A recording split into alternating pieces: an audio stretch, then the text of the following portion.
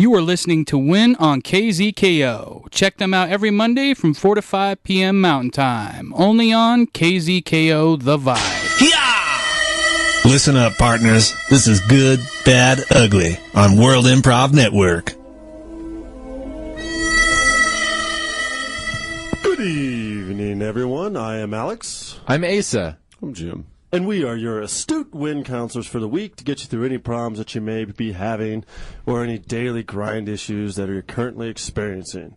So, first of all, we got Rude from Amsterdam, Holland, who writes, Dear Win, with the iPhone 6 being sold worldwide, is there any insight in the United States on whether or not I should buy this expensive new Apple device? Jim, you're kind of a techie guy. Sure, yeah. Well, I think it depends how much, if you've got the disposable income, or even if you don't, if you just like new fancy stuff. Because the new one's bigger, as we all know. Yeah, bigger is better. Bigger, like the Samsung Galaxy ones and stuff. Yeah. Yeah. So I mean, if you believe in bigger is better, which as an American I absolutely do, I think you need to go pick it up. Asa. Not at all. You don't need this. iPhones, for the most part, are just status symbols. Right. So if you're really concerned about, having that new piece of technology that everybody's talking about in the neighborhood, just take like a paper clip, and then etch in that 6. People won't be able to tell. You could bend the paper clip into a number 6 and then glue it to your Samsung or whatever you have. And then you don't even need to, scratch it up or anything. Well, Rude, winner, what I would say is, no, you don't need that thing. It's like almost Adam and Eve pulling down the apple and biting it, because as soon as you bite the apple, then all of a sudden your life just goes into directions that you never anticipated nor should have ever gone in that way. You all of a sudden become addicted to Apple devices, right? Well, directions like keeping track of all your appointments so you can arrive at places on time, or watching YouTube videos at any point, which sound like positive directions to me. I can't believe how negative you two are both being. Hold on a second. What about Siri? Doesn't she sound like Steve Jobs? I mean, imagine he's dead now. And so out of the grave, I mean, you have this lady telling you where to go and what to do and all the information you could possibly ask for. That's kind of scary. I like the connection you made, Alex, about the apple that Eve took. She took a bite. A bite? A bit? A bite. And it ruined the rest of humanity. She took 8 bits. She took 8 bits. 8 bits of, that's right. Now look at the logo. There's a bite out of it. Eve. You think that's a coincidence? I wish I could ask Steve Jobs myself. Yeah. Science. I would say no, Rude. Stick with what you got and don't fall into that Apple trap. Otherwise, you might come out like you got thrown through a wood chipper. Jack from Tampa, Florida writes, Dear Win, I've been dating this girl for about 2 months now, and I just found out she's a stripper at one of the popular strip clubs here in Tampa. I've heard nothing but horror stories about dating strippers. What should I do? Asa. Hey, if things were going well before you found out this piece of information, then I don't see how that changes anything. What really counts is how you feel with that person when you're together, and how much you think about them, and how much you care about them when you're not there together. I would say, Jack, maybe what you ought to do, since she is a stripper, was a stripper, don't know currently where the status is in the last 2 months, I would say that have her teach you how to strip, right? Because then it brings equality. It's kind of like that thing.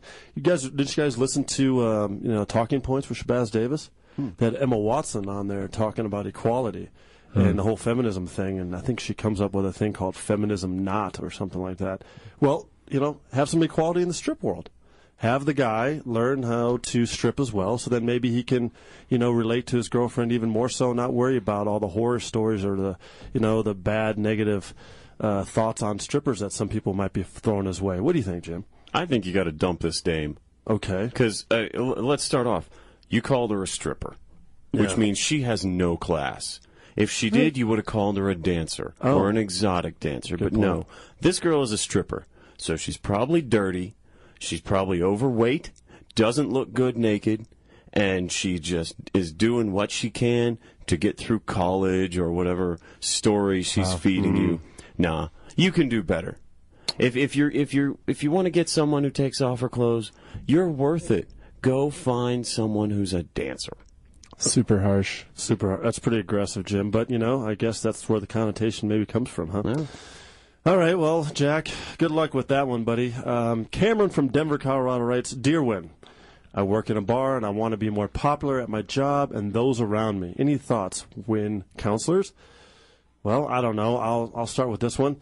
You want to be more popular with the people at your job and around you and you work in a bar. Well, maybe you should probably open your mouth a little bit more, be a good start. Secondly, when you open that mouth, maybe you consume some alcohol or some libations that can have some alcohol in it. And then you might be less introverted and able to speak to some of the people around you and those people that might be your customers or that you're serving at that bar. That might be a good start. What about you, Jim? What do you think? I think the number one way to get coworkers to like you is to bring in donuts. Oh. Just bring in donuts to work. Yeah, and people are waiting in line for those voodoo donuts these days. Yeah, I mean, that might take a little more time and investment than you're willing to give, but just any kind of food. Make a peach cobbler and bring it in. Just feed your coworkers. That sounds a little dated, though, a peach cobbler. I mean, I think the donut idea might be a little bit better. Okay, I personally love peach cobbler. Well, so do I. I mean, it's good stuff, but I mean, that's something your grandmother would make, and he works in a bar, so probably not dealing in that demographic. Wow, okay. Well, You're an ageist. Well, I apologize if that's the case. Asa, what do you think? What should Cameron do here? What should our winner do? Well, first, you got to look at what is popular. Good What point. songs, what movies, what clothes, what turns of phrase. And then you need to change yourself totally, just overhaul your look, how you talk, how you engage people to reflect that popular stuff. If T-Pain is the popular guy, I don't know if he is. This is just an example. Right. But get those dreadlocks. T-Plane plus 3. Plus 3? Yeah. What's the line from the song? Yeah. T-Plane plus 3.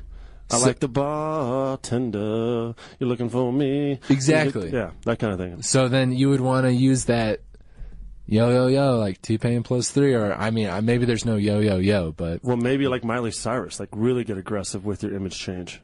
Yeah, I mean, and you can combine, mix and match. Oh, yeah. That's part of the fun of it when it comes to changing yourself, is you get to choose what you're deriving your look from. Oh.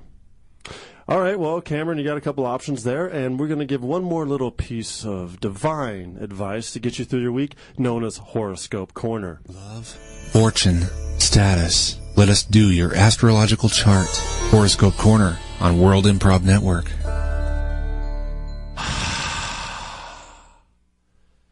We're going to go to the Chinese horoscope here and be inspired by the ox.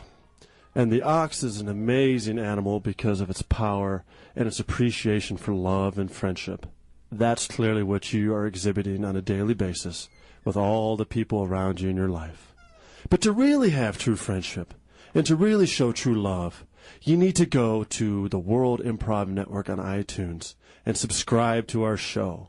Because then you can spread the love and write reviews and say positive things about this show to truly prove that you are an ox. Do that, ox. Thanks for listening to Win on KZKO. Don't forget to interact with the cast by sending your suggestions for each segment throughout the week by hitting them up on Facebook at World Improv Network, Twitter at World Improv Net, or the Win KZKO blog. See you next week. You are listening to Win on KZKO. Check them out every Monday from 4 to 5 p.m. Mountain Time. Only on KZKO The Vibe.